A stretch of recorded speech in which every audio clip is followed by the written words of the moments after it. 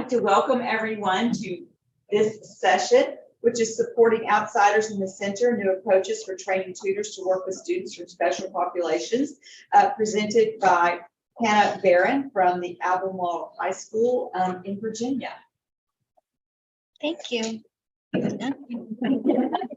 Wait, wait, and then see if I earn it. Thank you. Yeah, I'm Hannah Baran. I'm from Albemarle High School, which is in Charlottesville, which is a little more than 2 hours south of here. And I'm glad that you chose to spend this session with me. And hello to our friends who are online. I'll try not to forget that you're there. Do we have anybody who's sort of managing the chat? Are you all keeping an eye on it, or should I be doing that? We're just going to do like occasional checks back to it. Okay. I see that there's one here right now. Okay. Yeah. Which hopefully, let me know if it's a tech issue. Okay. Since we have a fairly small group in here, maybe let's take a moment just to see who we do have. Do we have any people who are associated with middle schools here? No? High schools? A good number of high school people? Any college and university folks?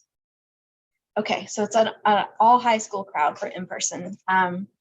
I have been involved in the Writing Center and the peer tutoring world since 2001, when I was a tutor at my high school, my senior year of high school.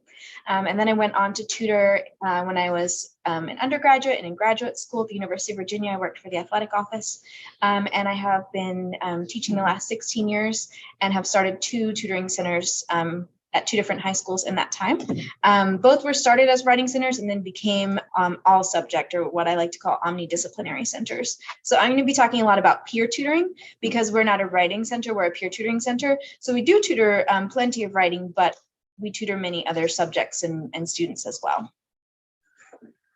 And my pronouns are she, her, and I'm just glad to be here with y'all today. Right. So when a group of us were solicited to help put together the revised 2nd edition of the toolkit, I was generously asked if I could contribute anything. And originally I was going to be writing about all subject centers because that is a little bit of my niche in this world. But I advocated for having a chapter that focused on how do we work with special populations? How do we acknowledge that not every learner is the same, and that some groups may feel less welcomed into the center or less catered to in the center, and how could we acknowledge that? How could we improve our practice around that? So that grew into chapter 10 in the toolkit, which is available up front for sale during lunch, I believe. It's a big book with so many good resources, and I'm proud to have been a part of being in the new edition. So these are the different special populations that are discussed in the chapter. It's chapter 10. And at the end of this session, I would like to know from you all, who do you think, who do you not see here? Who should be a part of the 3rd edition? And also, who are the special populations in your school? So that's a question that we'll come back to at the end of the presentation. But this is how the chapter is divided up. And the format is broken down. So for each of these special populations, there are subsections that talk about strategies for including people from that population, sometimes technology, how to use technology to better reach them. Key understandings from a center director perspective, instructional ideas, and then from a tutor perspective, some tutoring approaches, what mindset or what strategies would be used to work with those populations, and then some additional resources there at the end. So I want to start with a question. Think about this for yourself, and then let's talk amongst our neighbors.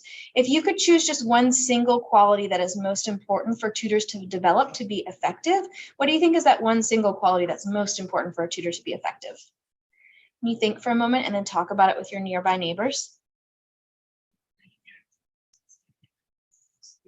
So starting with our chat, examples I'm seeing, somebody said they're torn between empathy and professionalism. Another said being a great listener. We have another vote for empathy. I heard that word come up in the audience too. What did you all say? Empathy and understanding people are different than might be harder. Trying to be difficult. That's not bad. Different. We'll learn differently. So I hear you both naming the quality of empathy and then also how empathy can be actually utilized in a session. Great. Wonderful. Others? Yeah. I think adaptability is really important for any tutor because you're going to meet a lot of people goals and these kids can pull them pretty quickly. Mhm. We heard adaptability in my center. We talk about flexibility, which I think is the same concept you're sharing about just being able to adjust to the needs of lots of different people who come in. Yeah. Others? There's no wrong answer to this, right? And there's more than one quality that make a great tutor. I would agree if I had to pick one, I would agree with many of you all who voted for empathy. How many of you all have seen this short clip of Brene Brown talking about empathy? A few. Okay. All right. I was hoping it wouldn't be everybody because I know it's a popular clip, but I think it's popular for a reason. So this is a recommended training resource in this chapter 10. It's about a 2-minute clip, so we're going to watch together and then talk.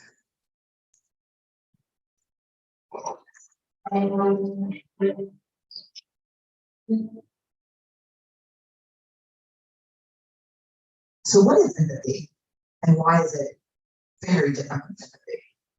Empathy fuels connection. Sympathy drives disconnection. Empathy, it's very interesting. Teresa Wiseman is a nursing scholar who studied professions, very diverse professions where empathy is relevant, and came up with 4 qualities of empathy. Perspective taking, the ability to take the perspective of another person, recognize the perspective of their truth. Staying out of judgment, not easy when you're enjoying as much as most of us do. Recognizing emotion in other people and then communicating that. Empathy is feeling with people. And to me, I always think of empathy as this kind of sacred space when someone's kind of in a deep hole and they shout out from the bottom and they say, I'm stuck, it's dark, I'm overwhelmed. And then we look and we say, hey, I'm down. I know what it's like down here, and you're not alone. Sympathy is, ooh, it's bad, huh? You want a sandwich? Empathy is a choice, and it's a vulnerable choice, because in order to connect with you, I have to connect with something in myself that knows that feeling. Rarely it ever and with that. Yeah. And we do it all the time. Because you know what? Someone just shared something with us that's incredibly painful, and we're trying to silver lining that. I don't think that's true. I'm using it as one. We're trying to put the silver lining around it. So I had a miscarriage. At least you know you can take my marriage is from at least.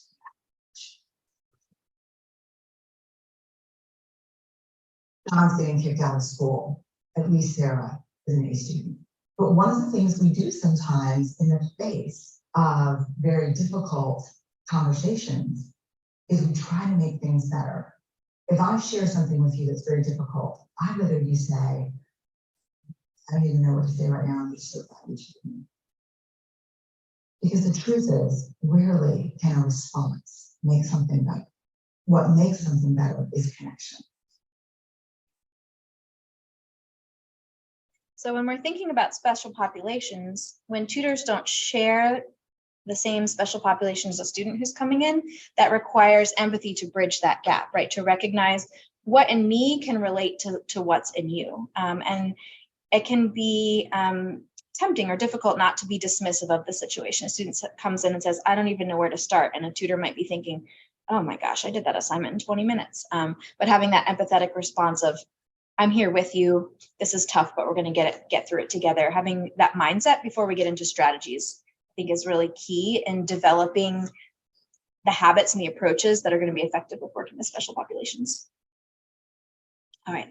So for the presentation today, with the time constraint that we have, I want to dig into working with language learners who are an important population at my school. They make up about 20% of my school, which is number has really grown in the past decade. So they make up a significant portion of the students that we work with at our school. And they are both our clients, and also some of our tutors are current and former language learners on our staff. So do you all know, how many of you all have a sizable population of language learners at your schools? Okay. And do you know which languages are the most commonly spoken at your school? What do we think? I heard Spanish. What else? Spanish. Others? Yeah, Some names.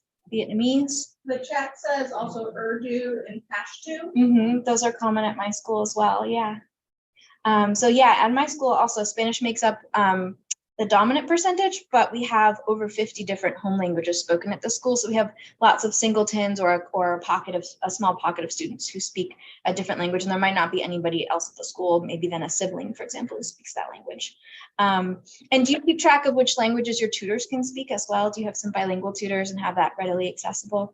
Yeah, so that's one thing we do in our center is have a poster on our door that says which languages we can speak and when those tutors are available. And we make sure the counseling center and other teachers know that as well. So we can try, if I have one tutor who can speak Vietnamese, everybody knows when she's available, so we can try to maximize the impact she can make. So that can be a good starting point. Before you're ready to train your tutors, I would really recommend that you as a director conduct some sort of an equity audit. Which sounds a little bit formal, but it doesn't have to be. So an equity audit, a good starting place is to think about what are my lenses and what are my biases. For example, when I train my tutors, what assumptions do I have that I might not even realize that I'm working with? And it's really great to do this work with a partner, whether that's maybe you have a co-director in your school, maybe you have a friendship with a director at another school, maybe you've got an administrator who's a great listener, or like a coach in your building. But having these sort of conversations about how is my center set up? Is there anybody who we've unintentionally excluded through the way we've set up? In the session that I was sitting in earlier this morning, a student brought up the fact that, you know, we really tend to market more to like our AP and our advanced courses. And I feel like we're leaving out kids who might need help because we don't spend as much of our energy trying to invite them into the center. And then try to gather data. So maybe that's data. Every year I look at data about what are the demographics of my tutoring staff and how does that compare to the demographics of our school overall? Where are there gaps and how can we work harder to recruit a tutoring staff that's representative of the school? It could also be data about who's using your center, about what kinds of assignments they're bringing in, see what data you can gather and see if you can break that down and find any discrepancies.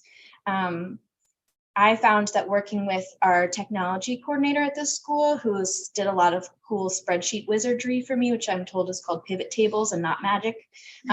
He was able to like organize it in a way that my brain could really perceive it and notice where those gaps were. And then when you're empowered with that data, you can start implementing change to make your center more equitable and more inviting and impactful for everybody who's at your school. So that's a good starting point before you go out and think about the training you do for your students. Start with yourself as director, because the center is really probably made, at least to some degree, in your image. And it's important to recognize, you know, the ways that you might have unintentionally set it up to be responsive to somebody who has preferences, you know, learning preferences, for example, that are similar to the way you teach or to the way that you learn. So the next subsection of the chapter talks about inclusion strategies. We've all probably heard the adage, students won't care how much you know till they know how much you care. So before you can impact students with the way that you can tutor them, how can you get them to have a positive regard for your center? So that can look like being mindful of offering all kinds of information in all the languages that are spoken in your school, whether it's flyers, it's your social media posts, it's your website. If you're running contests, for example, making sure that those are available in multiple languages. If you have resources, here's how to write a DBQ. Is that available in other languages as well? So are there ways you can be more inclusive with the media that you're creating? Are you waiting for students to come to you? And if so, are there ways that you can go out to them? So are there events that you can attend where you can just be there with your center's t-shirt on, or you can be there with flyers or giveaways just to say, hey, we're part of the community. We're interested in what your community is doing. We want to be partners with you, so that you're not kind of like in Fort Writing Center waiting for people to come in. Can you visit their classes? Can you identify who on the staff would be good allies? Do the language learners in your school, for example, have their own set of school counselors? They probably have an ESOL team. Who can you partner and have a really strong relationship with? Who can experience your center and develop that trust so that they can vouch for you and encourage others to use your resources? And what does it look like to be inclusive in your center? So that might mean your decorations, your music. If you have food events, does the food that you're picking reflect a wide variety of different cultures in your school? If you play music between classes, for example, or could you start playing music between classes, can you select music that's representative of different styles? And then and celebrations. I had a tutor approach me and say, hey, next year I'd really like to celebrate the Lunar New Year in our center because that's important to me. So looking at how can you recognize people from all kinds of different backgrounds and beliefs. That can also look like your hours and your policies. So if you're only open before and after school, does that unintentionally exclude students who can't be at school before and after school? And is there a way around that? Can you offer online tutoring, for example, that might be accessible to students who are maybe available later at night? Looking at, your policies, like in my center, I don't always love to have music playing because it starts to feel kind of like chaotic to me. But for some, and I know some students feel that same way, and then others feel like music creates liveliness and excitement. And when they hear songs that they know, it makes them feel comfortable and welcomed and like energized to work. So do you have policies that you might want to look at maybe with a team of tutors to try to make them more expansive and more inclusive? I would also really recommend to bring in other experts so that your students can learn from them. So in my case, when we're talking about working with language learners, I try to invite members of our ESOL staff to come in and present and talk about who are our ESOL learners. And one of the wonderful things about when they present is that they always present from a place of being really asset-based. So they're not saying, here's what they can't do, and here's the difficult things they've been through, but here's what they can do, here's what they hope for. They're also clear-eyed about helping our students understand the full range of challenges that these students might face. And then, of course, they're really great about presenting really specific strategies that can work well because they're also working with these students. So we always have the ESOL team come in. We've partnered with our technology specialists to look at what, every year we update what is the best translation technology available right now. And they'll come in and present as well. And then sometimes I also have a school counselor come in and just talk a little bit about what is trauma and how can trauma impact the brain. Many of our language learners have had past or even ongoing trauma, not all of them, but that can also help tutors to build their empathy to understand why a student might be reacting or not reacting in a way that they expected. And it just adds that new dimension. And all of this is opportunities to create partnerships with other folks in your school that your tutors know, that know your tutors, and to create that kind of web of awareness and trust. One thing that I focus on when we're doing tutor training in the beginning of the year is around something that's really simple, but if you are from kind of a dominant language culture in the US and you don't often have the experience of somebody mispronouncing your name, you might not even realize what that experience is like. So we always watch this short clip and then talk about it together. So I'll do that with y'all. But this is a centerpiece of our tutor training around the ideas of respect and of cultural inclusion. I do remember for a while that I really hated my name.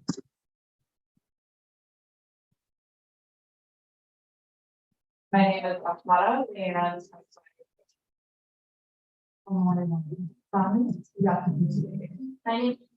Sorry, y'all, I was trying to get rid of the ad and I got rid of the whole thing. I don't know why this bar is still there. I do remember for a while that. my name is Akmara, and my name is I've been told. Bring out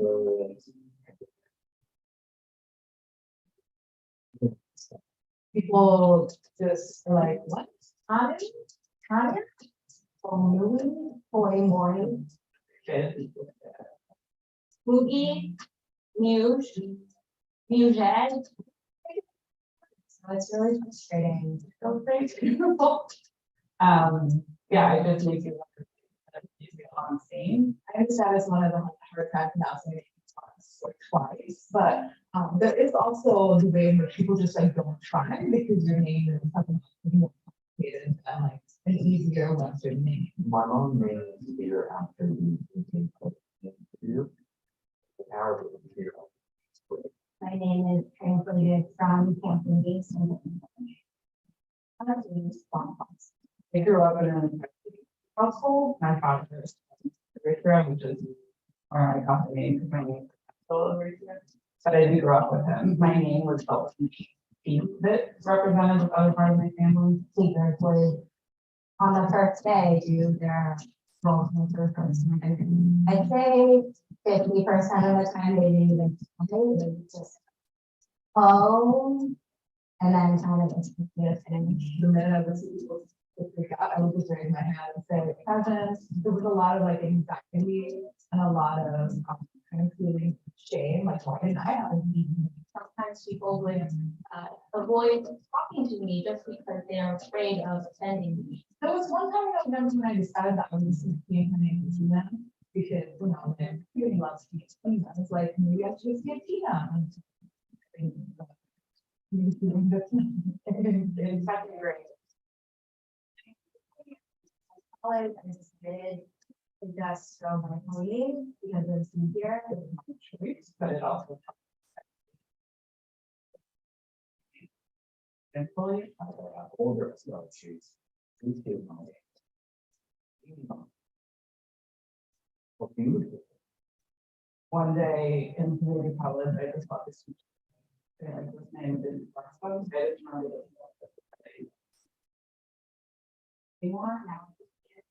course, people that say my name are also might take that to be. One day I just realized I want to name myself, and not everybody gets to name themselves. So for me, it was actually a pretty fun process. I wanted a really long name. I think there just is this identity, but it's control the figuring out who you are, how you represent yourself, how you're presenting yourself. I know that from one.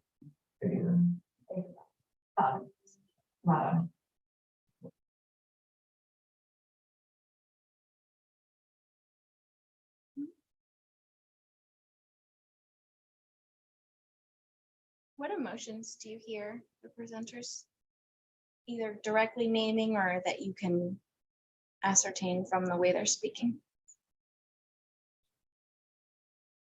Frustration, Mm-hmm.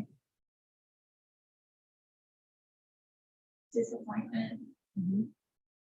embarrassment. Mm-hmm. Yeah. I heard one person specifically say anxiety. I felt anxious every time the roll was going to get read for the first time of the year. Mm-hmm. And erasure, right? A need to kind of make themselves easier or smaller. And what I talk to my students about is not wanting any of our clients to come in and feel like they need to make themselves smaller in the center, make themselves different. And we just talk about how we can be better, we can do better than that. And I try to model that for them as well, making sure that when a new student comes in, I'm really getting their name correct. And if they say, it's this, but you can call me that, I try to pause and say, which one do you prefer? Because I can learn either one, you know. So that's one little training recommendation in the chapter. A lot of us come to Writing Center directing with an English background, and we might have, this is one area where you might pause and look at your biases. If your training materials are all written materials, if it's all articles and book chapters, I would encourage you to think about how can I diversify the range of media that I use for training, and how can I try to use first person narrative and like primary sources as much as possible so that students are learning from people who've had that lived experience. I think that's a really good way to build empathy. When we're working with language learners, we also take time to talk about technology strategies and how we can use all the wonderful technology that's available to us now to bridge that gap. So here in the chart are some examples of the ones that we practice. I actually find that for teachers, a little insider tip, I find that this is a great sub-plan lesson when you're out for a day, is having students practice each of these different technology applications. For example, probably all your students have used Google Translate as a web page, just typing in words and having them translated. But if you have the app on your phone, it can also translate speech live. And if you use the camera, it can translate written text live, which can be really helpful in a tutoring session. And Microsoft Bing offers translations for some of the Middle Eastern languages like Urdu and Pashto that aren't available in Translate yet. YouTube, you can caption videos and you can also slow down the speed, which can help. Sometimes just a slower speed can assist with processing. Google Docs and Slides both offer translation. Chrome, allows you to right click and translate a website. Your district might also have some paid software, like we have Snap and Read, for example, making sure, and that's embedded in all of our student laptops, and making sure that your students understand how to use the technology that's already at their fingertips. I'm not the technology guru, so I always have our technology specialist work with me on this lesson and come in and co-teach it the first time with me, so I make sure I'm doing it right and we can troubleshoot things. But making sure that students really know how to use all these different ways to use translation. We're going to practice an instructional strategy now. So with a partner, I would like for you to try to describe to them something that you've heard so far today that you could implement as either a tutoring center director or a tutor yourself. So I want you to tell your partner what you think that thing is, what you want to take home and try out, but don't use the letter N when you're telling them. Okay, go. Okay, how did that feel? Challenging. It was challenging. You can use your ends again. I'll give you back your ends. Okay, it felt challenging. Your brain was working really hard. What else? I was self-monitoring, stopping a lot. You were so aware of getting the right language that the idea was getting stuck. Just how did that feel? It was certainly challenging, it's not necessarily, but I came up with a good idea. You could do it eventually, and when you got it, you felt proud. Yeah. Yeah. Did the person who was listening make the experience better? Maybe they helped you at crucial times. Maybe their body language was supportive and patient, and you were maybe sort of smiling through the difficulty together. Yeah, so I think this is such a small activity, but one that can really illuminate how it feels to have an idea trapped that you don't have the tools to express, right? And that's one thing that we'll see this on a future slide, but just because something that we really talk about in our class is just because a student doesn't have the tools to express an idea doesn't mean the idea is not there. Some of our ESOL students are incredibly intelligent. They're all intelligent in different ways. And being careful not to mistake a lack of access to language as a lack of understanding or intelligence.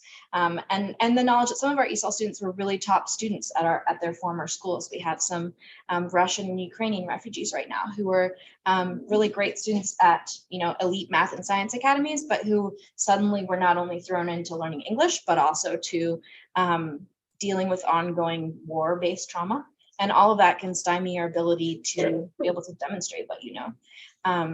So this is, I think, a great way to very just rapidly kind of emphasize what it looks like to build empathy with somebody who's working with their language, and also the positive impact of having a partner who's there to encourage and support you. This probably would have felt a lot worse if I asked one of you to come down and do it in front of the group, right? That would have been even worse. And that's why some of our students can freeze up in a big classroom setting, but be willing to work through it with a tutor who's really there offering that support and encouragement.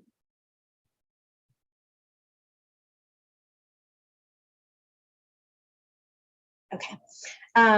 So a couple other examples of how the chapter is organized and broken down. You'll find key understanding. So those are sort of like the guiding principles or themes for each section of the chapter. Examples would be, like I was saying, language learners are not unintelligent. They're very intelligent. They're learning a subject in a whole new language. They're also, in addition to learning a new language, they're also learning a new culture. When we talk about what is it like to be in the midst of a new culture with different expectations, what are the different types of schooling settings all around the world that our students may have come from. Maybe they weren't expected to be in school for a full day every day. Maybe they were in a single classroom with one teacher and 40 students and they were sharing books. Maybe it was a multi-age classroom. Maybe it was a classroom where students were expected to quietly absorb what the teacher was lecturing and not participate in class. So just being aware that there are all kinds of cultural dimensions. Our ESOL teachers always emphasize that comprehension outpaces production, meaning even if you're not getting a lot back from the student, being exposed to the language is helpful to them. You're building their toolkit of language and of vocabulary that becomes accessible to them.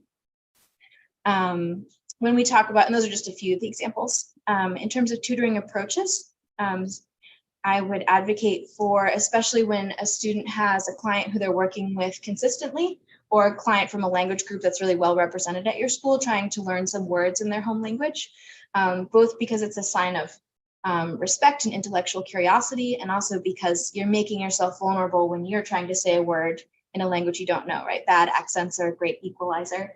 And if you're willing to sort of stumble and say it badly, you're putting yourself in the same vulnerable position that your client might be. Being mindful of cultural differences.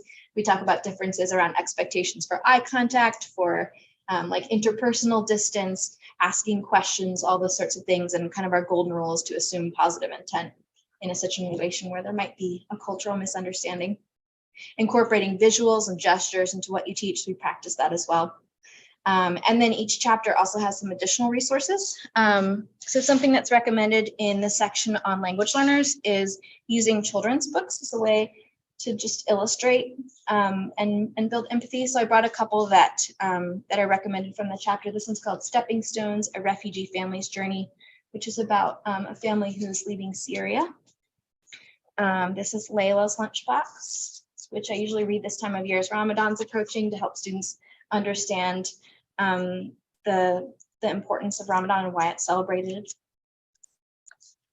We have I'm New here, which features kind of the traces students in their first day experience. They're from Korea and Guatemala, and I don't remember where the third student is from. And then The Day You Begin by Jacqueline Woodson, which is a really poetic book about the experience of feeling new and different in a classroom. And when I first started doing this, I worried that students might feel condescended to, like I was treating them like babies, but they like it, and they will point out if it's been too long since I've read a book. And I mean, who doesn't? It's, the images are beautiful. They offer really vivid themes that we can talk about. It's easy to extend it to the work that we're doing. It lets you sit crisscross applesauce and eat a snack. So I've found that it's effective and memorable, and some students who take my class more than 1 year will feel happy when I break out a book that they know that they like. So I don't think it has to feel belittling. So now I want to take a little bit of time for you all to reflect and for us to talk together about, do you feel like there are special populations who are missing? So it was tough to write this chapter because I knew that there could always be more that could be added to it. And I worried about, I know I'm leaving people out. I'm writing from a place of my experience. So for edition 3, who do you think should be in the book, and who are the special populations at your school? And are they reflected in your staff?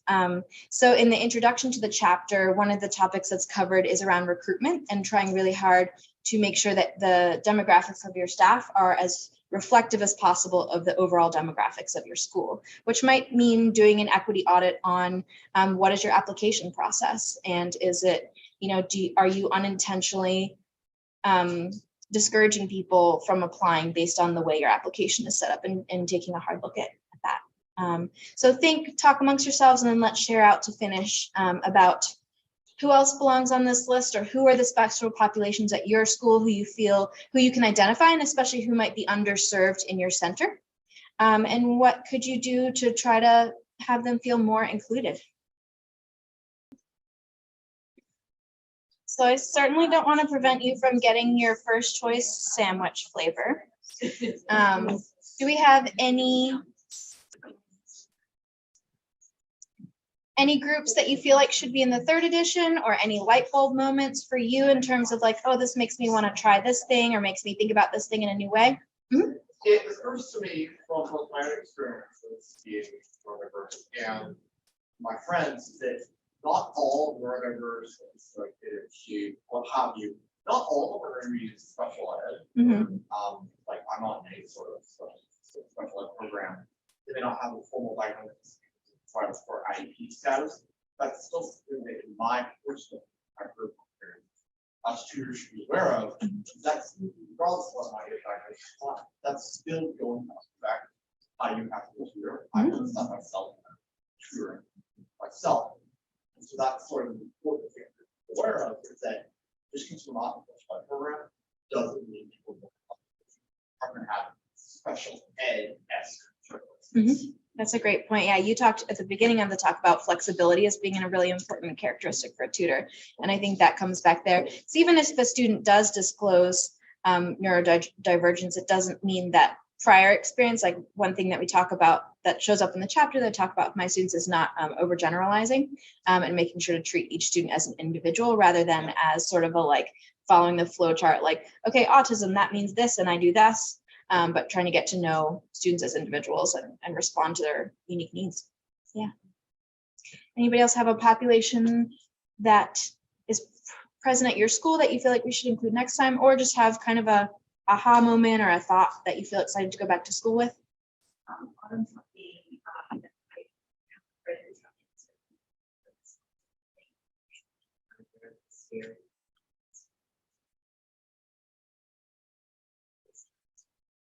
Students.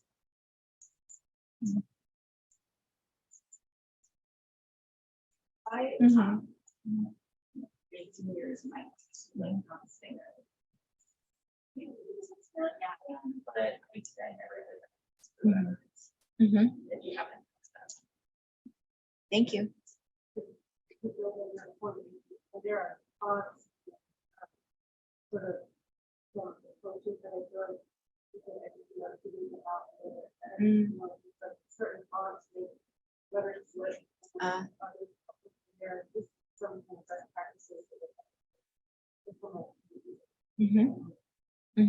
Yeah, those little changes not only make a difference to learning, but they also make people feel seen, right? Yeah. Anything else? All right. Yeah. I put my contact info here, and you're welcome to be in touch if you go home and have a question or thought, or you just, yeah, want to keep sharing. The QR code is for the book, although it's like half price here at the conference. So if you have a 20, I highly recommend you pick one up here, but you can get it on Amazon, which is what that QR code takes you to. Anything else from you, Stacey? All right, well, thank you all for joining us. Thanks. Hopefully I answered that question on the chat well. Thanks, everybody. Good job.